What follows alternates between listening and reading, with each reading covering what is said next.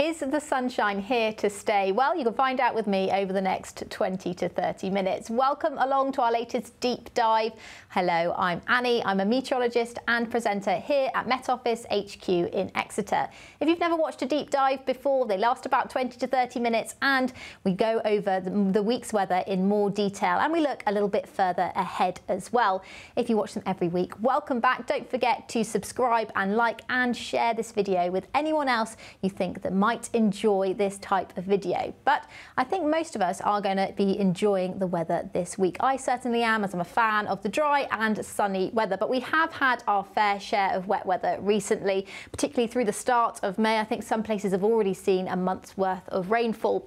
And over the weekend we did see an area of low pressure. You can see on the satellite image that swept up some wet weather, particularly to the southeast, and some heavy showers broke out. But now we're starting to see pressure build. So although areas of rain are moving in from the Atlantic, they're being pushed up to the north and west as pressure is building across the UK. So how does that look? Well, let's have a look at the pressure pattern for the rest of this week. So as I said, pressure is building. High pressure is going to be dominating our weather this week. It's moving up from the south and west and will become pretty much centred across the UK by the time we get to the middle of the week. But as I said, there is still some weather moving in across from the Atlantic, as there often is, and that will affect parts of the northwest from time to time, but it's going to be restricted to the northwest and will make very little progress elsewhere across the UK. Now, as we head towards Thursday and Friday, that high pressure becomes a little bit more centred to the south and east of the UK. We'll start to pick up more of a southerly wind direction, and that will allow temperatures to climb a little bit higher through Friday and into Saturday. And it's Saturday when we start to see this more southerly wind direction. That will allow temperatures to build, and that's when we're likely to see the peak of our temperatures in the mid-20s. We could see 26 degrees on Saturday. However, although it's something many of us have been looking forward to, it is unlikely to last into next week. That's because this trough we call in the isobars will likely to develop into an area of low pressure as we head towards Sunday evening and into Monday. There is some uncertainty in exactly how that's going to play out through Sunday in particular, so please check out our 10-day trend for more details on that tomorrow. I'll cover it in a little bit of detail later on in this video, what transition we can expect for next week, a bit of an overview. But for the time being, we've got temperatures rising, high pressure in situ. As high pressure sits across the UK for a few days, temperatures will rise day on day as well, because days are longer than nights at this time of year. Heating time is greater than cooling time, so temperatures will rise day on day, and we are going to see more and more in the way of sunshine and less in the way of rainfall. Let's have a closer look at what we can expect through this week. So this is the cloud and rain for this week. Let's just play it through. So throughout today, we have had some cloud around, but there's been some sunny spells. We've had highs of around 21 degrees across the south coast, many areas into the mid to high teens as well. Through this evening, though, we'll start to see some cloud pulling in across the east coast, so it will turn a bit murkier. And actually, through this evening, we will see some murky mornings and evenings, some mist and fog around. That's because we've got some weather fronts up to the northwest, and we will start to see some clouds spilling over from those weather fronts. And that could allow some drizzly rain to develop across parts of northern areas of England, southern Scotland, Northern Ireland as well, but much of the rain is going to be very much restricted to northwestern Scotland. It's particularly Wednesday into Thursday when we'll see the heaviest rain here. But further south, plenty of dry, bright and sunny weather, and it will start to feel quite warm in that sunshine if you've not thought it was warm already. And temperatures will be rising above average for the time of year. Then as we head towards Friday and Saturday, there are a few showers around, but most areas still dry. And on Saturday, those weather fronts push further away from northwestern Scotland. So perhaps the far western Isles, perhaps the Northern Isles seeing some of that rain. But I think much of Scotland should see the benefit of that dry and bright weather through Saturday as well. Let's take a closer look at how much rain we can expect through this week. So let's have a look at the 24-hour rainfall totals. I'm going to go through this quite quickly because there's not a lot to look at, but it does give us a good idea and demonstrate that it is definitely going to be quite a dry week. So a good week to be getting out and about. So this is 24 hours, hang on, here we are, 24 hours between this afternoon this afternoon and Wednesday afternoon. So some drizzly showers across parts of northern England and the Lake District, southern Scotland as well, across the Grampians, and in particular is the Western Isles. So we start to see some rainfall. And then Thursday afternoon, as I said, it's Wednesday into Thursday when we start to see the heaviest rainfall, parts of the Highlands and particularly the Western Isles, but also pushing into more northeastern areas of Scotland, perhaps some areas of Northern Ireland as well. Seeing some rainfall, but you see by and large most areas white, which means no rainfall at all. So definitely staying dry. Let's use our extended data to look at Thursday to Friday.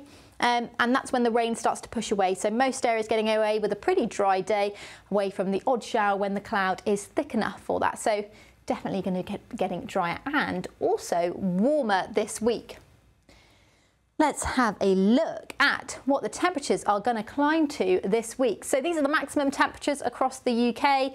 This is for today. As I said, we've got to 20, well, just over 21 so far today. We could get a little bit closer to 22 before the day is out, but I think temperatures are going to peak on Saturday. So through tomorrow, a similar feel to today, a little bit cooler for some areas with a bit more cloud around, particularly across the east coast. In the morning, it could be a little bit of a cooler day, but there's still going to be plenty of dry and bright weather around, and the winds are quite light too. Thursday, temperatures climbing closer to 23 degrees. We could see 24 degrees on Thursday, particularly across the south and east. And then on Friday, 24, once again on Friday, possibly closer to 25 degrees. And as I said, on Saturdays when it peaks, you can see we've got these deeper orange colours coming up further north into parts of northern England. And that shows that we could see a more widespread warm day, even temperatures into the 20s across northern areas, across parts of the central belt in Scotland as well. And it's 26 degrees that we could see on Saturday, which would be the hottest day of the year so far. We've reached just over 23 degrees so far this year, I believe. So we're likely to top that by Saturday. And these temperatures are above average. Let's have a look at the average temperature for this time of year. You can see we're starting to see temperatures climb above average through today and tomorrow, just here and there, but it's actually Thursday when we more widely start to see those higher teens come in, and then Friday, another widely warm day, even up and across Scotland and Northern Ireland. It's going to be a warmer day as well, and then Saturday we get the reds. That shows 9 degrees above average for this time of year in quite a few spots across the UK. I think everyone is going to be feeling very warm on Saturday in particular, and thankfully if you are looking for warm and dry and sunny weather, it has come at the weekend for once. And it's become a bit more widely across the UK. Recently, we've had the best of the warm and dry weather and sunny weather across northwestern Scotland. Actually, some of our highest temperatures we've seen so far this year have been across northwestern Scotland. So there's a bit of a change around for this week with them seeing some of the cooler weather this week. Now, as I said, temperatures will be peaking on Saturday for most places. Let's just show you how the trend goes up. So I said we'll be probably just getting warmer and warmer on day. So this is somewhere across the Midlands, not too far from Birmingham. You can see there's just a trend upwards through this week, with temperatures climbing towards the mid-20s by Saturday, and then Sunday, although it does stay quite warm on this graph because of the uncertainty, I would take Sunday with a pinch of salt.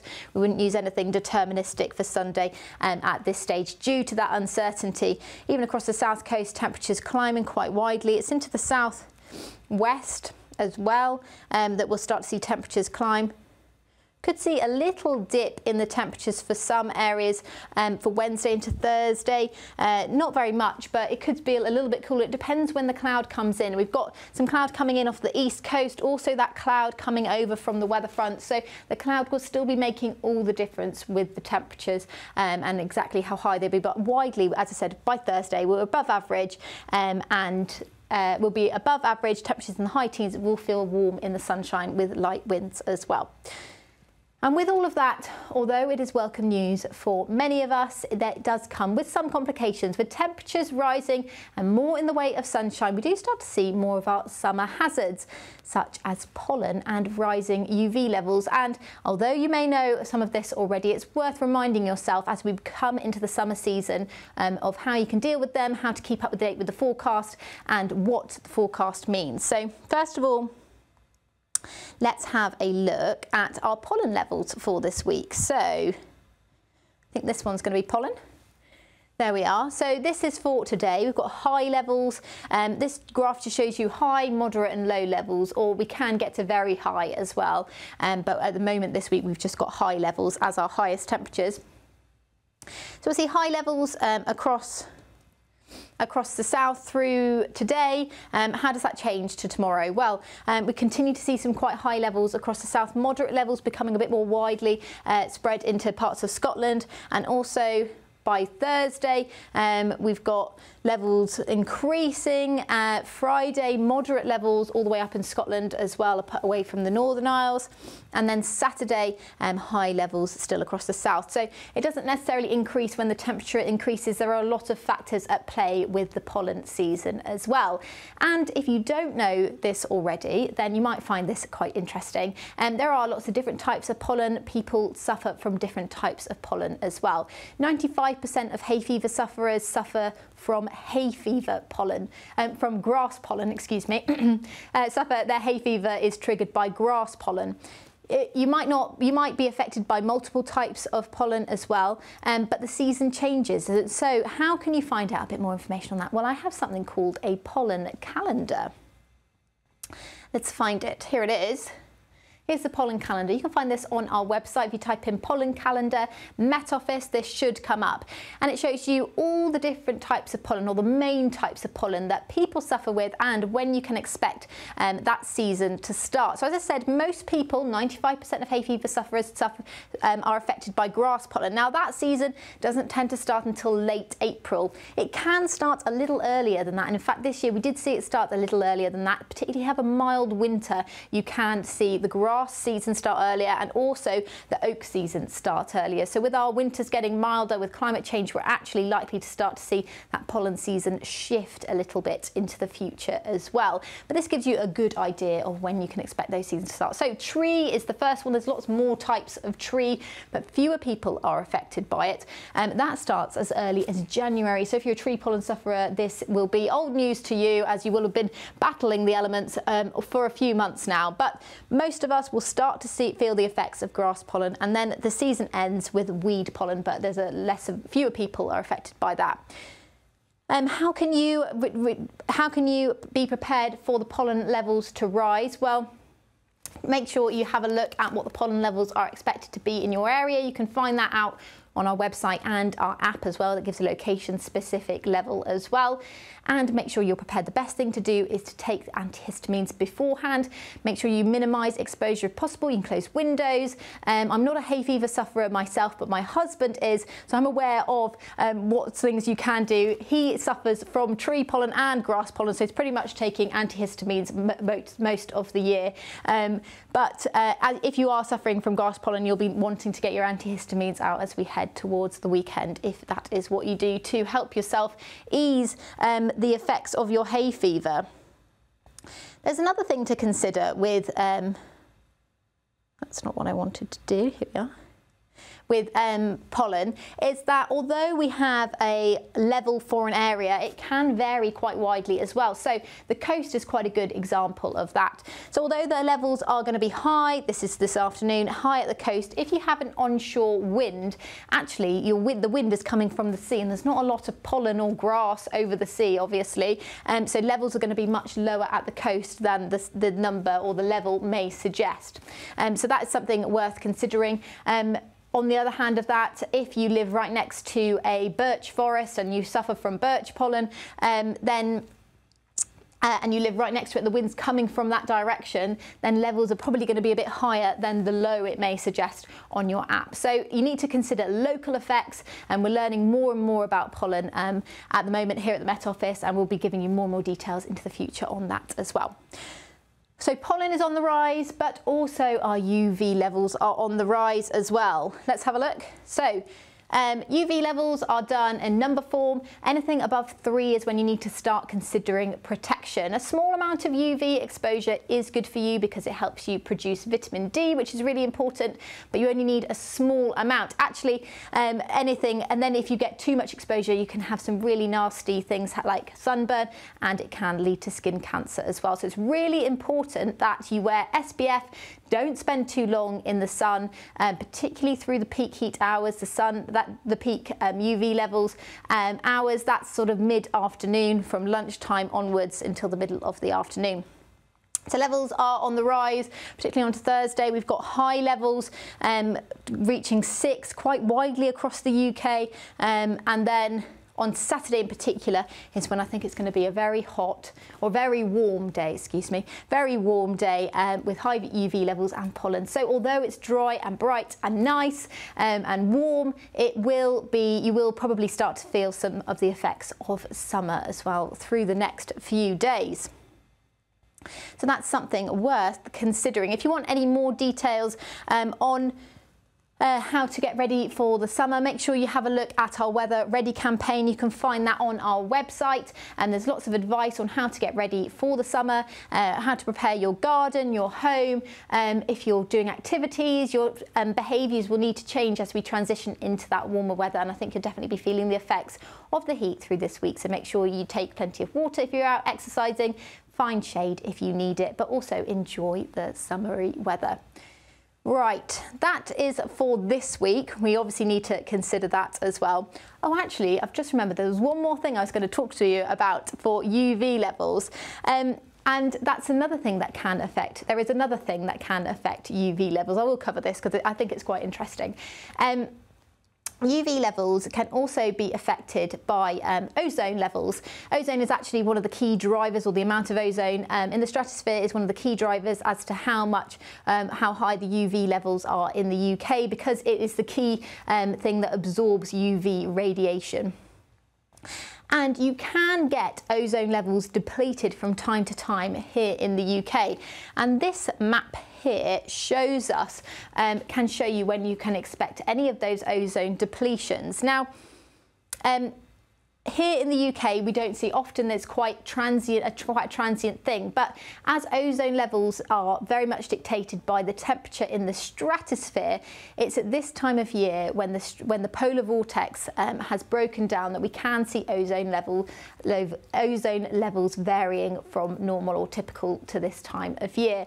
So if you don't know already, we have talked about it in previous deep dives. The polar vortex is a vortex that develops in the stratosphere. It traps all the colder air up in the poles, but it does break down throughout the spring. And as it does, it can allow lobes of depleted ozone levels to swing past and bring higher levels of UV to the UK. Now, this is the forecast for Friday this week, and you can see there's a green blob over the UK. Now, if we look at the scale, you can see green is about -10, so that shows a depletion in ozone. That can have some effect on UV levels, but we really wouldn't be considering it to be anything that important unless it was less than -20. So we're not looking at it in any too much detail this week, but it is something we monitor. We've got a hazards bench upstairs here in Met Office HQ. They monitor these sorts of things and let us know when UV levels may be higher than expected because ozone levels are lower. But sometimes we do get lobes of even lower vorticity. Some of those -20s, they are fairly rare. They don't happen for a prolonged period of time or that often, but it's around springtime that they do tend to happen. So if we had this kind of blob that's over more across eastern areas of Europe, and that was over the UK, then we would start to say UV levels are high, but they're probably going to be even higher than the numbers might suggest because of an ozone depletion just for a time. That's something to consider. We'll be keeping an eye on that and let you know if there are any more similar situations coming up in the forecast. Right, okay, so we've gone over this week, what we can expect for this week, in a bit more detail, what's coming up, what you need to be doing to prepare for that summery weather. But I think lots of us will be wondering, how long is this going to last? I'm packing away my jumpers, but do I need to keep them away? Will I need them back again? Should I be making summery plans, barbecue plans, going to the beach into next week as well? Well, unfortunately, I think there's going to be a bit of a breakdown to the weather from Sunday onwards. I explained a little bit of detail earlier, and there is quite low confidence. This is the confidence chart. You can see we've got high confidence for this lovely high pressure this week, but actually from Sunday onwards, we start to see confidence decrease quite dramatically for the rest of the weekend and into next week. So I can't add too much detail on exactly what we can expect, but I'm going to give you a good idea, and that I can show you with the pressure pattern, the most likely pressure pattern for next week. And we're going to start to see low pressure dominating across the UK, particularly across southern areas. I think northern areas could see the drier weather more often. The blues on this map show lower than average pressure. The pinks are higher than average pressure. This is the anomaly map from ECMWF, which is the European long range model. So low pressure is probably going to return for next week, and that means we'll likely start to see quite a lot more in the way of wet weather across more southern areas of the UK in particular, but that wet weather could spread up across much of the UK through the week as well. This map shows that we could see drier than average weather across northwestern Scotland as well. I think because we have got lower confidence at the moment, the wet weather, we can't really pin down exactly where that wet weather is more likely to be, but it does look like the low pressures are going to be centred across more southern areas and to the south of the UK most likely, but that doesn't mean to say that it would never push up to the north at all. But also, there probably will still be some drier days next week, but it does look like from Sunday, particularly Monday onwards, it's going to turn that much more unsettled. Now that has implications on the temperature, so we're just getting used to it being much milder or warmer than it has been this week. And then you can see we've got, this is Edinburgh on the north, Reading on the south, excuse me.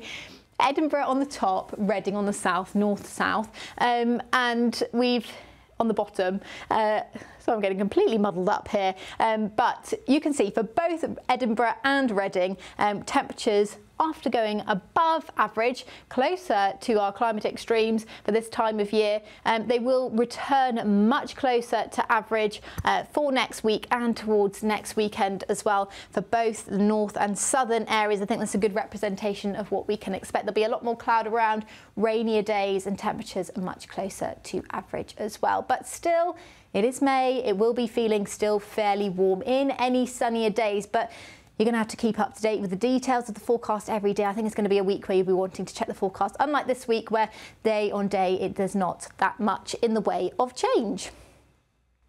So I think the best message for you is to enjoy the weather while it lasts this week. If you are waiting for that summery weather, hopefully you can make the most of it throughout Saturday, and I think much of Sunday should be fine. Alex will have more on the 10-day trend for what you can expect for this weekend, so make sure you check in with that for the latest updates on that. Confidence will grow through this week.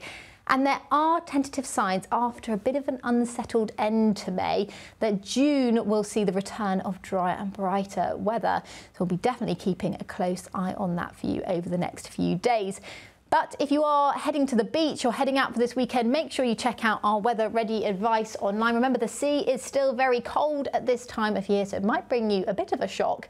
But I do hope you enjoy the sunshine this week. Thank you very much for joining me. Bye-bye.